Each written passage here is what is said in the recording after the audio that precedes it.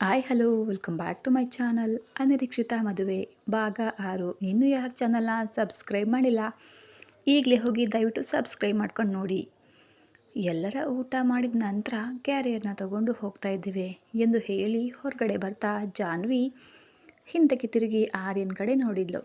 Aryan laptop ಕಡೆ ನೋಡ್ತಾ ಇದ್ದ. ಅವರು ನನ್ನ ಕಡೆ ನೋಡ್ತಾರೆ ಅಂತ ಆಸೆ ಪಡಬಾರ್ದು ಬಿಡು ಅಂದ್ಕೊಂಡು ಹೊರಬಂದ್ಲು ಜಾನ್ವಿ ಹೋಗೋದನ್ನೇ ನೋಡ್ತಾ ಇದ್ದ ಆರ್ಯನ್ ಅವಳು ತನ್ನತ್ತ ತಿರುಗ್ತಾ ಇದ್ದಂತೆ ಲ್ಯಾಪ್ಟಾಪ್ ನೋಡುವಂತೆ ನಟಿಸ್ತಾ ನಮ್ಮ ಹೀರೋ ಆರ್ಯ. ಮೂವರು ಹೊರಗಡೆ ಬಂದರು. ಶಿವಾನಿ ಏನೋ ಯೋಚಿಸ್ತಾ ನಡೀತಾ ಇದ್ರೆ ಅದನ್ನು ಗಮನಿಸಿದ ಅವನಿ, ಶಿವಾನಿ ಏನಾಯಿತು, ಏನೋ ಯೋಚಿಸ್ತಾ ಇದೀಯಾ ಎಂದು ಕೇಳಿದ್ಲು. ನಮ್ಮ ಅಣ್ಣನ ಕೋಪಕ್ಕೆ ಹೆದರಿ ನಾವ್ಯಾರೂ ರೂಮ್ ಒಳಗಡೆ ಹೋಗಲಿಲ್ಲ. ಅಂತಹದ್ರಲ್ಲಿ ಜಾನ್ವಿ ನೀವು ಅಷ್ಟು ಧೈರ್ಯವಾಗಿ ಹೇಗೆ ಹೋದ್ಲು, ಅಣ್ಣನ ಕೋಪವನ್ನು ಹೇಗೆ ಹೋಗಲಾಡಿಸಿ ಇಲ್ಲಿಗೆ ಕರ್ಕೊಂಡು ಬಂದ್ಲು ಅಂತ ಯೋಚಿಸ್ತಾ ಇದ್ದೇನೆ ಅಂದ್ಲು ಶಿವಾನಿ. ಶಿವಾನಿಗೆ ಏನು ಹೇಳಬೇಕೆಂದು ತಿಳಿಯದೆ ಅವನಿ ಮತ್ತು ಜಾಹ್ನವಿ ಒಬ್ಬರ ಮುಖವನ್ನು ಒಬ್ಬರು ನೋಡಿಕೊಂಡ್ರು. ಆಗ ಶಿವಾನಿ, ಜಾನ್ವಿ ಅಣ್ಣನಿಗೆ ಏನು ಹೇಳಿ ಒಪ್ಪಿಸಿ ಕರ್ಕೊಂಡು ಬಂದೆ, ಅಣ್ಣನ ಹತ್ತಿರದಿಂದ ಯಾರಾದರೂ ಎದ್ದು ಹೋದರೆ ಅವರಿಗೆ ತುಂಬ ಕೋಪ ಬರುತ್ತದೆ ಅಂತ ಕೇಳಿದ್ಲು. ಅದಕ್ಕೆ ಅವನಿ ಸುಧಾರಿಸ್ಕೊಳ್ತಾ, ನಿಮ್ಮ ಅಣ್ಣ ಹಾಗೆ ಎದ್ದು ಹೋದ ತಕ್ಷಣ ಜಾಹ್ನವಿಗೂ ಕೋಪ ಬಂತು. ಹೇಗಾದರೂ ಮಾಡಿ ನಿಮ್ಮ ಅಣ್ಣನಿಗೆ ಸಮಾಧಾನ ಮಾಡಿ ಕರೆತರೋಣ ಎಂದು ಒಳಗಡೆ ಹೋದ್ಲು ಅಷ್ಟೇ.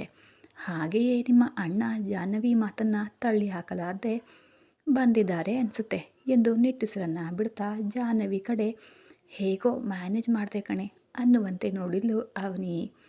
ಜಾಹ್ನವಿ ಸೂಪರ್ ಎಂದು ಸನ್ನೆ ಮಾಡಿದ್ಲು. ಶಿವಾನಿ ಇದನ್ನು ನಂಬಿದ್ಲೋ ಇಲ್ವೋ ಎಂದು ನೋಡಿದರೆ ಅವಳು ನಂಬಿರುವಂತೆಯೇ ಕಂಡ್ಲು. ಶಿವಾನಿ ಕಾರ್ ಹತ್ತಿರ ಬಂದ ತಕ್ಷಣ ಸರಿ ಶಿವಾನಿ, ನಾವು ಹೋಗಿ ಬರ್ತೀವಿ ಅಂದರು. ಆಗ ಶಿವಾನಿ, ನಿಮ್ಮ ನಂಬರ್ ಕೊಡಿ, ಯಾವಾಗಲಾದರೂ ಮಾತಾಡಬೇಕು ಅನಿಸಿದರೆ ಮಾತನಾಡ್ತೀನಿ, ನಿಮಗೇನು ಅಭ್ಯಂತರ ಇಲ್ಲ ಅಲ್ವಾ ಅಂತ ಕೇಳಿದ್ಲು. ನೀನು ಮಾತನಾಡಿದರೆ ನಿನ್ನ ಅತ್ತಿಗೆಗೆ ಏನೇನು ಅಭ್ಯಂತರ ಇರುತ್ತೆ ಶಿವಾನಿ ಎಂದು ಅವನಿ ತಕ್ಷಣ ಬಾಯಿ ತಪ್ಪಿ ಹೇಳಿ ನಾಲಿಗೆಯನ್ನು ಕಚ್ಕೊಂಡ್ಳು. ಜಾಹ್ನವಿ ಅವಳ ಕಡೆ ಕೋಪದಿಂದ ನೋಡಿದ್ಲು. ಶಿವಾನಿ. ಆರ್ಯ ಆಶ್ಚರ್ಯದಿಂದ ಅವನಿ, ಯಾರು, ಅತ್ತಿಗೆನಾ, ಅತ್ತಿಗೆ ಅಂದ್ಯಲ್ಲ, ಯಾರದು ಅಂತ ಕೇಳಿದ್ಲು. ಅದು ಅದು ಏನೂ ಇಲ್ಲ, ನಮಗೇನು ಅಭ್ಯಂತರ ಇಲ್ಲ ಅಂತ ಹೇಳ್ತಾ ಇದ್ದೆ ಎಂದು ಅವನಿ ನಂಬರ್ ಕೊಟ್ಲು.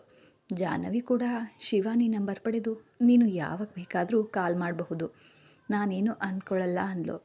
ನಾನೇನು ಅಡುಗೆ ಮಾಡಿ ತಗೊಂಡು ಬಂದಿಲ್ಲ, ನಮ್ಮ ಡ್ರೈವರ್ ಹೋಗಿ ಮಾಡಿಸಿ ತಂದರು ಎಂದು ನಗ್ತಾ ಶಿವಾನಿ ಮಾತು ಮುಂದುವರಿಸಿದ್ಲು. ನಿಮ್ಮ ಜೊತೆ ಮಾತಾಡ್ತಾ ಇದ್ದರೆ ಸಮಯ ಹೋಗೋದೇ ತಿಳಿಯಲ್ಲ ಜಾನ್ವಿ, ದಿನ ಮನೆಯಲ್ಲಿ ಒಬ್ಬಳೇ ಕೂತು ಬೋರ್ ಆಗ್ತಾ ಇರುತ್ತೆ, ನೀವಿಬ್ಬರೂ ದಿನ ಭೇಟಿ ಆಗ್ತೀರಾ ಅಂತ ಕೇಳಿದ್ಲು. ಅವನಿ ಕೆಲಸ ಮಾಡ್ತಾಳೆ ಶಿವಾನಿ, ಸಂಜೆ ರೂಮ್ಗೆ ಹೋಗುವಾಗ ನನ್ನ ಹತ್ರ ಬಂದು ಹೋಗ್ತಾಳೆ ಅಂದ್ಲು ಜಾನ್ವಿ. ನಿಮ್ಮಿಬ್ಬರ ಫ್ರೆಂಡ್ಶಿಪ್ ನೋಡ್ತಾ ಇದ್ದರೆ ನನಗೆ ತುಂಬ ಖುಷಿ ಆಗ್ತಾಯಿದೆ, ನಾನು ಕೂಡ ನಿಮ್ಮ ಜೊತೆ ಫ್ರೆಂಡ್ ಆಗಿರಬಹುದಾ ಅಂತ ಶಿವಾನಿ ಕೇಳಿದ್ಲು. ಅದೇನು ಶಿವಾನಿ ಹಾಗೆ ಕೇಳ್ತೀಯಾ, ನಾವು ರಸ್ತೆಯಲ್ಲಿ ನಿಂತಿದ್ದಾಗ ನಾವೇ ಕೇಳದೇ ಇದ್ರೂ ಸಹ ನೀನೇ ಕಾರ್ ನಿಲ್ಲಿಸಿ ಸಹಾಯ ಮಾಡಿದೆ, ಅಂದಮೇಲೆ ನಿನ್ನನ್ನು ಫ್ರೆಂಡ್ ಅಂತ ಅಂದ್ಕೊಂಡ್ವು ನಾವು. ಆದರೆ ನೀನು ದೊಡ್ಡ ಶ್ರೀಮಂತರ ಮನೆ ಹುಡುಗಿ ಅಲ್ವಾ, ನಮ್ಮ ಜೊತೆ ಫ್ರೆಂಡ್ಶಿಪ್ ಮಾಡ್ತೀಯೋ ಇಲ್ವೋ ಅಂತ ಅಂದ್ಕೊಂಡೆವು ಅಷ್ಟೇ ಅಂದ್ಲು ಜಾನ್ವಿ. ಶಿವಾನಿ ವಿರಕ್ತಿಯಿಂದ ನಕ್ಕು, ಹಣವಿದ್ದರೆ ಎಲ್ಲರ ಸಂತೋಷವಾಗಿ ಇರ್ತಾರೆ ಅಂತ ಎಲ್ಲರೂ ಅಂದ್ಕೊಳ್ತಾರೆ, ಆದರೆ ಹಣವಿದ್ದರೆ ಅಷ್ಟೇ ಸಾಲದು, ಅಲ್ಲಿ ನೆಮ್ಮದಿ ಇರಲ್ಲ ಅಂತ ನಾನು ಹೇಳ್ತೀನಿ ಅಂದ್ಲು ಶಿವಾನಿ. ನಿಮಗೂ ನನಗೂ ಎಷ್ಟೊಂದು ವ್ಯತ್ಯಾಸ ಇದೆ ಅಂದರೆ, ನೀವು ರೆಕ್ಕೆ ಇರುವ ಹಕ್ಕಿಗಳಂತೆ ಯಾವಾಗಲೂ ಸಂತೋಷವಾಗಿ ಹಾರಾಡ್ತಾ ಇರ್ತೀರಿ, ನಾನು ಮಾತ್ರ ಈ ಬಂಗಾರದ ಪಂಜರದಲ್ಲಿ ಇರುವ ಗಿಳಿಯಂತೆ ಇದ್ದೇನೆ ಅಂತ ಬೇಸರದಿಂದ ಹೇಳಿದ್ಲು. ಪಾಪ ಜಾಹ್ನವಿಯ ಕೈ ಹಿಡಿದು, ನಿನಗೆ ನಾವಿದ್ದೇವೆ, ನೀನು ಯಾವಾಗ ಬೇಕಾದರೂ ನಮ್ಮ ಮನೆಗೆ ಬರಬಹುದು, ಬೋರ್ ಆದಾಗ ಕಾಲ್ ಮಾಡು ಅಂದ್ಲು ಜಾಹ್ನವಿ. ಸರಿ ಜಾಹ್ನವಿ, ನಮ್ಮ ಚಿಕ್ಕಮ್ಮ ನನಗಾಗಿ ಕಾಯ್ತಾ ಇರ್ತಾರೆ, ನಾನು ಹೋಗಿ ಬರ್ತೀನಿ ಅಂದ್ಲು ಶಿವಾನಿ. ಸರಿ ಹೇಳಿ ಹೊರಟ್ಲು. ಶಿವಾನಿ ಕಾರ್ ಹೋದ ನಂತರ ಅವನಿ ಸ್ಕೂಟಿ ತೆಗೆಯುತ್ತಾ ಜಾಹ್ನವಿ, ಅವಳು ಚಿಕ್ಕಮ್ಮ ಅಂದ್ಲು ಅಲ್ವಾ, ಶಿವಾನಿ ತಾಯಿ ಇಲ್ವಾ ಅಂತ ಕೇಳಿದ್ದು. ಅದೇ ನನಗೂ ಅನ್ನಿಸ್ತು, ನನಗೆ ಗೊತ್ತಿಲ್ಲ. ಅಣ್ಣನಿಗೆ ಅಂದರೆ ಮನೋಜ್ ಏನಾದರೂ ಗೊತ್ತಿರಬಹುದೇನೋ, ಕೇಳ್ತೇನೆ ಅಂದ್ಲು ಜಾಹ್ನವಿ. ಇತ್ತ ಮನೆಯಲ್ಲಿ ಶರ್ಮಿಳಾ ಯೋಚಿಸ್ತಾ ಇದ್ಲು. ಇವಳನ್ನು ಹೊರಗಡೆ ಬಿಟ್ಟರೆ ಎಲ್ಲವನ್ನ ಅರ್ಥ ಮಾಡ್ಕೊಂಡ್ಬಿಡ್ತಾಳೆ. ಇವಳು ಮನೆಯಲ್ಲಿ ಇದ್ರೇ ಒಳ್ಳೆಯದು, ಇಲ್ಲದೇ ಇದ್ದರೆ ನಾನು ಹೇಳೋದನ್ನು ಕೇಳಲ್ಲ. ಇವಳು ತನ್ನ ಸ್ವಂತ ನಿರ್ಧಾರಗಳನ್ನು ತಾನೇ ತೆಗೆದುಕೊಳ್ತಾಳೆ. ಹಾಗೆ ಮಾಡಿದರೆ ಏನಾಗುತ್ತೆ ಅಂತ ನನಗೆ ಗೊತ್ತು ಎಂದು ಯೋಚಿಸ್ತಾ ಶಿವಾನಿಗೆ ಕಾಲ್ ಮಾಡಿದ್ಲು. ಅಷ್ಟರಲ್ಲೇ ಗೇಟ್ನಿಂದ ಕಾರ್ ಒಳಗಡೆ ಬರೋದನ್ನು ಕಂಡಿತು. ಶರ್ಮಿಳಾ ಫೋನ್ ಕಟ್ ಮಾಡಿ ನೋಡ್ತಾ ಇದ್ಲು. ಶಿವಾನಿ ಕಾರ್ ಇಳಿದು ಬರ್ತಾಯಿದ್ರೆ ಅವಳ ಮುಖದಲ್ಲಿ ಸಂತೋಷವನ್ನು ಶರ್ಮಿಳಾ ಗಮನಿಸಿದ್ಲು. ಫೋನ್ ಮಾಡ್ತಾ ಇದ್ದೆ ಅಲ್ವಾ, ಯಾಕೆ ರಿಸೀವ್ ಮಾಡಲಿಲ್ಲ ಅಂತ ಕೇಳಿದ್ಲು. ಮನೆಗೆ ಬರ್ತಾ ಇದ್ದೆ ಅಲ್ವಾ, ಅದಕ್ಕೆ ರಿಸೀವ್ ಮಾಡಲಿಲ್ಲ ಚಿಕ್ಕಮ್ಮ ಅಂದ್ಲು ಶಿವಾನಿ. ಪರವಾಗಿಲ್ಲ, ಆದರೆ ಯಾಕೆ ಇಷ್ಟು ಲೇಟ್ ಆಯಿತು? ಆರ್ಯನ್ ಆಫೀಸ್ನಲ್ಲಿ ಇರಲಿಲ್ವಾ ಅಂತ ಶರ್ಮಿಳಾ ಕೇಳಿದ್ಲು. ಅಣ್ಣ ಆಫೀಸ್ನಲ್ಲೇ ಇದ್ದರು ಚಿಕ್ಕಮ್ಮ, ಊಟ ಮಾಡೋದು ಸ್ವಲ್ಪ ತಡ ಆಯಿತು ಅಷ್ಟೇ ಅಂದ್ಲು ಶಿವಾನಿ. ಆರ್ಯನ್ ಹೇಳ್ದೆ ಕೇಳದೆ ಬಂದಿದ್ದಕ್ಕೆ ಏನು ಅನ್ನಲಿಲ್ವಾ? ಊಟ ಮಾಡಿದ್ನಾ ಎಂದು ಆಶ್ಚರ್ಯದಿಂದ ಕೇಳಿದ್ಲು ಶರ್ಮಿಳಾ. ನನಗೂ ಅಣ್ಣ ಏನಾದರೂ ಅಂತಾರೆ ಅನ್ನೋ ಭಯ ಇತ್ತು, ಆದರೆ ಅಣ್ಣ ಒಂದು ಮಾತು ಕೂಡ ಅನ್ನಲಿಲ್ಲ. ಅಣ್ಣ ಊಟ ಮಾಡಿದ್ದಕ್ಕೆ ನನಗಂತೂ ತುಂಬ ತುಂಬ ಸಂತೋಷ ಆಗಿದೆ ಎಂದು ಮನಸ್ಸಿನಲ್ಲಿ ಅಂದ್ಕೊಂಡ್ಲು ಶಿವಾನಿ. ತನ್ನ ರೂಮ್ ಕಡೆ ಹೋದ್ಲು. ಶರ್ಮಿಳಾಗೆ ಪ್ರತಿ ವಿಷಯವನ್ನು ಹೇಳುವ ಶಿವಾನಿ ಇಂದು ಜಾಹ್ನವಿ ಬಗ್ಗೆ ಅವಳ ಜೊತೆ ಕಳೆದ ಟೈಮನ್ನು ಹೇಳೋದನ್ನು ಮರ್ತು ಹೋದ್ಲು. ಅದು ಒಂದು ರೀತಿಯಲ್ಲಿ ಒಳ್ಳೆಯದೇ ಆಯಿತು. ಶಿವಾನಿ ರೂಮ್ಗೆ ಹೋದ ತಕ್ಷಣ ಶರ್ಮಿಳಾ ಯೋಚಿಸಿದ್ಲು. ಇವಳು ಲಂಚ್ ತಗೊಂಡು ಹೋಗ್ತೀನಿ ಅಂದಾಗ ನಾನು ಸುಮ್ಮನೆ ಒಪ್ಕೊಂಡೆ. ಆಫೀಸ್ನಿಂದ ಇವಳು ಬೇಸರ ಮಾಡಿಕೊಂಡು ಮನೆಗೆ ಬರ್ತಾಳೆ ಅನ್ನೋ ಖುಷಿಯಲ್ಲಿ ಒಪ್ಕೊಂಡಿದ್ದೆ. ಆದರೆ ಇವಳು ನೋಡಿದರೆ ಇಷ್ಟು ಸಂತೋಷವಾಗಿ ಬರ್ತಾಳೆ ಅಂತ ಗೊತ್ತಿದ್ದಿದ್ರೆ ನಾನು ಖಂಡಿತ ಅವಳನ್ನು ಕಳಿಸ್ತಾನೆ ಇರಲಿಲ್ಲ. ಇವಳು ಇಷ್ಟು ಸಂತೋಷವಾಗಿ ಇರೋದನ್ನು ನಾನು ನನ್ನ ಕಣ್ಣಲ್ಲಿ ನೋಡಲಾರೆ. ಏನಾದರೂ ಒಂದು ಮಾಡಲೇಬೇಕು ಅಂತ ಯೋಚಿಸಿ ಶಿವಾನಿ ರೂಮ್ಗೆ ಹೋಗಿ ಡೋರ್ ಮ್ಯಾಟ್ ಕೆಳಗಡೆ ಗಾಜಿನ ಅಂಚುಗಳನ್ನು ಹಾಕಿ ಬಂದಳು. ನಂತರ ಶಿವಾನಿಗೆ ಕಾಲ್ ಮಾಡಿ, ಶಿವಾನಿ ನನಗೆ ತುಂಬ ತಲೆನೋವು ಬರ್ತಿದೆ, ನಿನ್ನ ಹತ್ರ ಮಾತ್ರೆ ಇದ್ದರೆ ತಗೊಂಡು ಬರ್ತೀಯಾ ಅಂತ ಕೇಳಿದ್ಲು.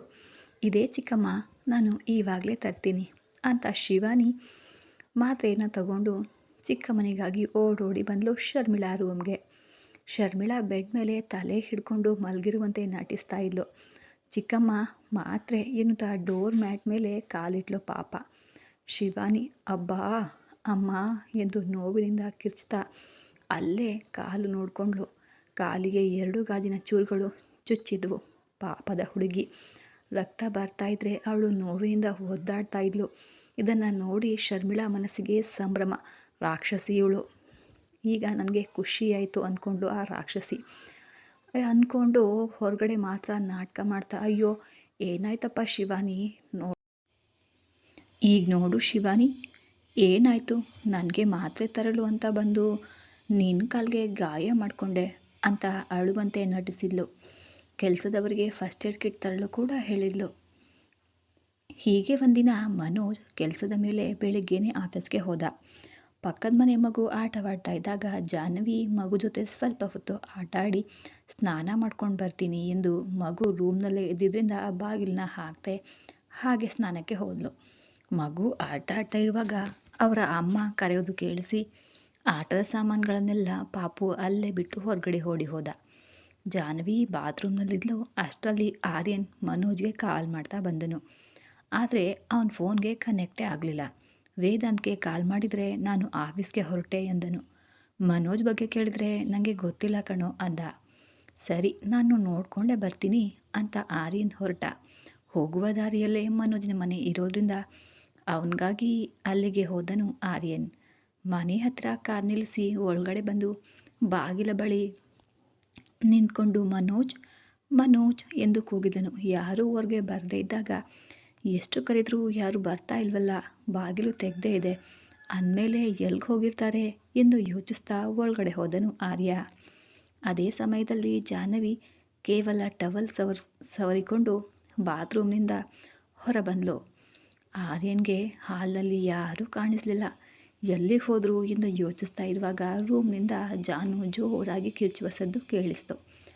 ತಕ್ಷಣ ಆ ರೂಮ್ ಹತ್ರ ಹೋಗಿ ಬಾಗಿಲು ತಟ್ಟಿದನು. ಜಾಹ್ನವಿ ಒಳಗಡೆಯಿಂದ ಕಿಚ್ತಾ ಇದ್ದಾಳೆ ಹೊರತು ಬಾಗಿಲನ್ನು ತೆಗಿತಾ ಇಲ್ಲ. ನಮಗೆ ಆರ್ಯನ್ ಬಗ್ಗೆ ಗೊತ್ತೇ ಇದೆ ಅಲ್ವಾ? ಮದುವೆ ದಿನ ಅವನು ಏನು ಮಾಡ್ದ? ಬಾಗಿಲು ಮುರಿದು, ಈಗಲೂ ಕೂಡ ಹಾಗೆ ಬಾಗಿಲನ್ನು ಮುರಿದು ಮನೋಜ್ ಮತ್ತು ಜಾಹ್ನವಿಯ ಕಾಪಾಡಿದ್ನಲ್ವಾ? ಅದೇ ರೀತಿ ಈಗಲೂ ಜಾಹ್ನವಿ ಬಾಗಿಲು ತೆಗೆದೇ ಇದ್ದಾಗ ಹಿಂದಕ್ಕೆ ಹೋಗಿ ಜೋರಾಗಿ ಬಾಗಿಲನ್ನು ಒದ್ದ. ಒಳಗಿನ ಚಿಲಕ ಮುರಿದು ಬಾಗಿಲು ತರ್ಕೊಂಡಿತು. ಏನಾಯ್ತೋ ಅನ್ನೋ ಗಾಬರಿಯಲ್ಲಿ ಆರ್ಯನ್ ಒಳಗಡೆ ಬಂದು ಜಾಹ್ನವಿಯನ್ನು ನೋಡಿ ಶಾಕ್ ಆಗಿ ನಿಂತ. ಜಾಹ್ನವಿ ಆರ್ಯನ್ ಒಳಗಡೆ ಬರುವುದನ್ನು ನೋಡಿ ಓಡಿ ಬಂದು ಅವನನ್ನು ಗಟ್ಟಿಯಾಗಿ ಅಪ್ಕೊಂಡ್ಳು. ಆರ್ಯನ್ ಕಣ್ಣು ಮಿಟ್ಕ್ಸದೆ ಅವಳನ್ನೇ ನೋಡ್ತಾ ನಿಂತ್ಬಿಟ್ಟ ಶಾಕ್ನಲ್ಲಿ. ಆರ್ಯನ್ನಂತೂ ಕಣ್ಣು ರೆಪ್ಪೆ ಬಡಿದೇನೆ ಹಾಗೇ ಅವಳನ್ನು ನೋಡ್ತಾ ನಿಂತ್ಬಿಟ್ಟಿದ್ದಾನೆ. ಜಾಹ್ನವಿ ಹಾಗೆ ಹತ್ಕೊಂಡು ತಕ್ಷಣ ಆರ್ಯನ್ ಮೈಯಲ್ಲೆಲ್ಲ ರಕ್ತ ಜುಮ್ ಎಂದಂತೆ ಆಯಿತು. ತನ್ನ ಅರಿವಿಲ್ಲದೆಯೇ ಅವಳ ಸುತ್ತ ಕೈನ ಹಾಕಿ ಗಟ್ಟಿಯಾಗಿ ಬಿಗಿದಪ್ಪಿಕೊಂಡ ಆರ್ಯನ್. ಅಷ್ಟು ಜೋರಾಗಿ ಹಿಡ್ಕೊಂಡಿದ್ದಕ್ಕೆ ಜಾಹ್ನವಿಗಂತೂ ಉಸಿರಾಡೋದು ಕೂಡ ಕಷ್ಟ ಅನ್ನಿಸ್ತು. ಆದರೂ ಅವಳಿಗೆ ಹೇಳಲಾಗದ ಒಂದು ಹಿತವಾದ ಅನುಭವ ಆಗ್ತಿತ್ತು. ತಾನು ಯಾವ ಸ್ಥಿತಿಯಲ್ಲಿ ಇದ್ದೇನೆ ಅನ್ನೋದನ್ನೇ ಮರೆತು ಆರ್ಯನ್ ಮೈಗೆ ಒಂದು ಬೆಕ್ಕಿನ ಮರಿಯಂತೆ ಅಂಟಿಕೊಂಡು ಕಣ್ಮುಚ್ಚಿ ಅವನ ಗುಂಡಿಗೆಯ ಲಬ್ಡಬ್ ಶಬ್ದವನ್ನು ಒಂದು ಹಾಡಿನಂತೆ ಕೇಳಿಸ್ಕೊಳ್ತಾ ಇದ್ಲು ನಮ್ಮ ಜಾನು. ಆರ್ಯನ್ ಕೂಡ ಅವಳು ಎಲ್ಲಿಂದ ಬಂದಳು, ಯಾಕೆ ಬಂದಳು ಎಂಬುದನ್ನೇ ಮರೆತು ಅವಳನ್ನು ತನ್ನ ತೋಳಿನಲ್ಲಿ ಬಂಧಿಸಿಬಿಟ್ಟಿದ್ದ. ಅವಳ ಬೆಚ್ಚನೆಯ ಉಸಿರು ಆರ್ಯನ ಎದೆಗೆ ತಗುಲ್ತಾ ಇದ್ದರೆ ಅವನ ಮನಸ್ಸಿನಲ್ಲಿ ಏನೋ ಒಂಥರ ತಳಮಳ ಉಂಟಾಗ್ತಾ ಇತ್ತು. ಅಷ್ಟರಲ್ಲಿ ಅವನಿ ತನ್ನ ಸ್ಕೂಟಿಯನ್ನು ಹೊರಗಡೆ ನಿಲ್ಲಿಸಿ ಅಲ್ಲಿ ನಿಂತಿದ್ದ ಕಾರನ್ನು ನೋಡಿ ಮನೋಜ್ ಅಣ್ಣನ ನೋಡಲು ಬಂದಿದ್ದಾಳೆ ಏನೋ ಅಂದ್ಕೊಂಡು ಜಾಹ್ನವಿ ಏನು ಮಾಡ್ತಿದೀಯಾ ಅಂತ ಕೂಗ್ತಾ ಒಳಗಡೆ ಬಂದಳು. ಹಾಲಲ್ಲಂತೂ ಯಾರೂ ಇರಲಿಲ್ಲ. ಕಿಚನ್ಗೆ ಹೋಗಿ ನೋಡಿದ್ಲು. ಈ ಜಾಹ್ನವಿ ಬೆಳಗ್ಗೆ ಎಲ್ಲಿಗೆ ಹೋದ್ಲು? ಮನೋಜ್ ಅಣ್ಣ ಕೂಡ ಇಲ್ಲ ಅಲ್ವಾ ಅಂದ್ಕೊಂಡು ತನ್ನ ರೂಮ್ನಲ್ಲಿ ಇರಬಹುದೇನೋ ಅಂದ್ಕೊಂಡವಳು ಜಾಹ್ನವಿ ಅಂತ ಜೋರಾಗಿ ಕರೆದ್ಲು. ಅವನಿಯ ಆ ಕೂಗಿಗೆ ಆರ್ಯನ್ ಕಿವಿಗೆ ಬಿದ್ದು ತಕ್ಷಣ ಅವನು ಎಚ್ಚರಗೊಂಡ. ತಾನು ಎಲ್ಲಿದ್ದೇನೆ ಅನ್ನೋದು ನೆನಪಾಗಿ ಕಣ್ಣು ತೆರೆದು ನೋಡ್ದ. ತಾನು ಜಾಹ್ನವಿಯನ್ನು ಗಟ್ಟಿಯಾಗಿ ಅಪ್ಪಿಕೊಂಡಿರೋದು ಮತ್ತು ಅವಳನ್ನು ತನ್ನ ಎದೆ ಮೇಲೆ ಇಟ್ಟು ಮಲಗಿರೋದನ್ನು ನೋಡಿ ಅವಳನ್ನು ಹಾಗೆ ಮೆಲ್ಲಗೆ ದೂರ ಸರಿಸಿ ಕೆಳಗಡೆ ಬಿದ್ದಿದ್ದ ಟವಲನ್ನು ಅವಳಿಗೆ ಕೊಟ್ಟು ಅವನು ಮಾತ್ರ ರೂಮಿಂದ ಹೊರಬಂದ. ಜಾಹ್ನವಿ ರೂಮ್ನಿಂದ ಆರ್ಯನ್ ಹೊರಗಡೆ ಬರೋದನ್ನು ನೋಡಿ ಅವನಿಗಂತೂ ಶಾಕ್. ಅವಳು ಶಾಕಾಗಿ ಬಾಯಿ ಮೇಲೆ ಕೈ ಇಟ್ಕೊಂಡು ನೋಡ್ತಾನೆ ಇದ್ದಾಳು ಆರ್ಯನ್ನ. ಅವಳು ಏನಾದರೂ ಕೇಳುವ ಮುನ್ನವೇ ಆರ್ಯನ್, ನಿನ್ನ ಫ್ರೆಂಡ್ ಏನನ್ನೋ ನೋಡಿ ಹೆದರಿದ್ದಾಳೆ ಅನಿಸುತ್ತೆ, ನೀನು ಹೋಗಿ ನೋಡು ಎಂದು ಹೇಳಿ ಅಲ್ಲಿಂದ ಆರ್ಯ ಹೊರಟು ಹೋದ. ಜಾಹ್ನವಿ ಆಗ ಪ್ರಜ್ಞೆಗೆ ಬಂದು ಮೈಗೆ ಟವಲ್ ಸುತ್ತಕೊಂಡು ಆರ್ಯನ್ ತನ್ನನ್ನು ಆ ಸ್ಥಿತಿಯಲ್ಲಿ ನೋಡಿದ್ದನ್ನು ನೆನೆಸ್ಕೊಂಡು ಅವಳಿಗೆ ನಾಚಿಕೆ ಉಂಟಾಗಿ ಮುಖವೆಲ್ಲ ಕೆಂಪಾಯಿತು. ಅವನಿ ರೂಮಿಗೆ ಬಂದು ಜಾಹ್ನವಿ ಟವಲ್ನಲ್ಲಿ ಇರೋದನ್ನು ನೋಡಿ ವಿಷಯವನ್ನು ಅರ್ಥ ಮಾಡ್ಕೊಂಡ್ಳು. ಏನೇ ಜಿರಳೆ ನೋಡಿ ಹೆದರಿ ಹರ್ಚ್ಕೊಂಡಿಯಾ ಅಂತ ರೇಗಿಸಿದ್ಲು. ಹೌದು ಕಣೆ, ನಾನು ಸ್ನಾನ ಮುಗಿಸಿ ಬಾತ್ರೂಮಿಂದ ಹೊರ ಬರುವಾಗ ಕಾಲ ಮೇಲೆ ಜಿರಳೆ ಹೋಯಿತು ಅಷ್ಟೇ, ಅದಕ್ಕೆ ಭಯದಲ್ಲಿ ಕಿರ್ಚಾಡ್ದೆ ಅಂದ್ಲು ಜಾಹ್ನವಿ. ನಿನ್ನ ಕಿರುಚಾಟ ಕೇಳಿ ನಿನ್ನ ಯಜಮಾನರು ಓಡಿ ಬಂದು ನಿನ್ನ ಈ ಸ್ಥಿತಿಯಲ್ಲಿ ನೋಡಿ ಶಾಕ್ ಆದರು ಅಲ್ವಾ ಅಂದ್ಲು ಅವನಿ. ನಡೆದನ್ನು ಹೇಳಿದರೆ ಅವನಿ ಚುಡಾಯಿಸ್ತಾಳೆ ಅಂತ ಜಾಹ್ನವಿ ನಡೆದನ್ನೆಲ್ಲ ಸುಳ್ಳು ಹೇಳಿ ತನ್ನ ನಾಚಿಕೆಯನ್ನು ಮುಚ್ಕೊಂಡು, ನೀನು ಅಷ್ಟೇ ಮುಚ್ಚಿಟ್ರು ನಿನ್ನ ಕೆಂಪಾದ ಮುಖವೇ ಎಲ್ಲವನ್ನ ಹೇಳ್ತಾ ಇದೆ ಬಿಡು ಬಂಗಾರ ಅಂತ ಹೇಳಿ ಅವಳ ಕೆನ್ನೆ ಇಳಿದ್ಲು. ಬಟ್ಟೆ ಬದಲಿಸ್ಕೊಂಡು ಹೊರಗೆ ಬಾ ಅಂತ ಅವನಿ ಹೊರಗಡೆ ಹೋದ್ಲು. ಜಾಹ್ನವಿ ಸೀರೆ ಉಟ್ಕೊಂಡು ತಲೆಗೆ ಟವಲ್ನ ಸುತ್ಕೊಂಡು ಹೊರ ಬಂದ್ಲು. ಅವನಿ ಟೇಬಲ್ ಮೇಲೆ ಸ್ವೀಟ್ ಬಾಕ್ಸ್ನ ಇಟ್ಟು, ಇವತ್ತು ಸ್ವೀಟ್ ಮಾಡಿದ್ದೆ ಕಣೆ, ನಿಮಗೆ ಕೊಡೋಣ ಅಂತ ಬಂದೆ. ನನಗೆ ಆಫೀಸ್ ಟೈಮ್ ಆಗ್ತಾಯಿದೆ, ನಾನು ಹೋಗ್ತೀನಿ, ಸಂಜೆ ಬರ್ತೀನಿ ಆಯಿತಾ, ಆವಾಗ ಪೂರ್ತಿ ವಿಷಯ ಹೇಳಬೇಕು ಅಂತ ಹೇಳಿ ಅಲ್ಲಿಂದ ಹೊರಟು ಹೋದ್ಲು ಅವನಿ. ಜಾಹ್ನವಿ ಬಾಗಿಲು ಹಾಕಿ ಪೂಜೆ ಮುಗಿಸಿ ಬಂದು ಬೆಡ್ ಮೇಲೆ ಮಲಗಿದ್ಲು. ತಲೆಯಲ್ಲಿದ್ದ ಟವಲ್ ತೆಗೆದಾಗ ಅವಳ ಕೂದಲು ಗಾಳಿಗೆ ಹಾರ್ತಾ ಮುಖದ ಮೇಲೆ ಬೀಳ್ತಾ ಇತ್ತು. ಆದರೆ ಅವಳಿಗೆ ಅದರ ಅರಿವೇ ಇರಲಿಲ್ಲ. ಆರ್ಯನ್ ಬಂದು ತನ್ನನ್ನು ಅಪ್ಕೊಂಡಿದ್ದೆ ಅವಳಿಗೆ ಪದೇ ಪದೇ ನೆನಪಾಗ್ತಾ ಇತ್ತು. ಅಂದಿನ ಆ ಪರಿಸ್ಥಿತಿ ನೆನಪಾಗಿ ಅವಳಿಗೆ ಸಿಕ್ಕಾಪಟ್ಟೆ ನಾಚಿಕೆ ಆಗ್ತಾಯಿತ್ತು. ಆರ್ಯನ್ ಗುಂಡಿಗೆ ಬಡಿತ ಅವಳ ಕಿವಿಯಲ್ಲಿ ಇನ್ನೂ ಕೇಳಿಸ್ತಲೇ ಇತ್ತು. ಬೆಡ್ ಮೇಲೆ ಮಲಗಿದ್ದ ಜಾಹ್ನವಿಗೆ ಆರ್ಯನ್ ಮುಖವೇ ಕಣ್ಮುಂದೆ ಬರ್ತಿತ್ತು. ನಾಚಿಕೆಯಿಂದ ಕಣ್ಣು ಮುಚ್ಕೊಂಡು ಹಾಗೆಯೇ ಬೆಡ್ ಮೇಲೆ ಮಲಗಿಬಿಟ್ಲು. ಇತ್ತ ಆರ್ಯನ್ ಅಲ್ಲಿಂದ ಹೊರಟರು. ಜಾಹ್ನವಿ ತನ್ನನ್ನು ಅಪ್ಪಿ ಅವಳು ಹಚ್ಚಿದ ಸೋಪಿನ ಪರಿಮಳ ಅವನ ಮೈಗೆ ಅಂಟ್ಕೊಂಡ್ಬಿಟ್ಟಿತ್ತು. ಆ ವಾಸನೆ ಬಂದಾಗಲೆಲ್ಲ ಅವನಿಗೆ ಗೊತ್ತಿಲ್ಲದಂತೆಯೇ ಅವರ ಮುಖದಲ್ಲಿ ಸಣ್ಣದಾಗಿ ನಗು ಮೂಡ್ತಾಯಿತ್ತು. ಮತ್ತು ಅವನ ಮನಸ್ಸಿನಲ್ಲಿ ಗಮ್ಮತ್ತಾದ ಅಂದರೆ ಒಂದು ರೀತಿಯ ಖುಷಿಯಾದ ಅನುಭವ ಆಗ್ತಾಯಿತ್ತು. ಅವನು ಉಸಿರು ತೆಗೆದುಕೊಳ್ಳುವಾಗಲೂ ಜಾಹ್ನವಿಯ ನೆನಪೇ ಅವನಿಗೆ ಕಾಡ್ತಾಯಿತ್ತು. ಅವಳ ಮೈಯಲ್ಲಿದ್ದ ಟವಲ್ ಕೆಳಗಡೆ ಬಿದ್ದರೂ ಅದರ ಅರಿವೇ ಇಲ್ಲದೆ ಅವಳು ಬಂದು ಅಪ್ಕೊಂಡಿದ್ದು, ಅವಳ ಬೆಚ್ಚನೆಯ ಉಸಿರು ತನ್ನ ಎದೆಗೆ ತಗಲಿದ್ದು ನೆನಪಾಗಿ ಅವನ ಮನಸ್ಸಿನಲ್ಲಿ ಒಂದು ಸಿಹಿಯಾದ ಅನುಭವ ಮೂಡಿತ್ತು. ಹೀಗೆ ಕಾರ್ ಡ್ರೈವ್ ಮಾಡ್ತಾ ಇದ್ದ ಆರ್ಯನ್ಗೆ ಆಫೀಸ್ಗೆ ಹೋಗಲು ಮನಸ್ಸೇ ಇರಲಿಲ್ಲ. ಊರ ಹೊರಗಿದ್ದ ತನ್ನ ಗೆಸ್ಟ್ ಹೌಸ್ಗೆ ಹೋದ. ಮನೋಜ್ಗೆ ಕಾಲ್ ಮಾಡಿದಾಗ ಅವನು ಫೋನ್ ಎತ್ತಿದ.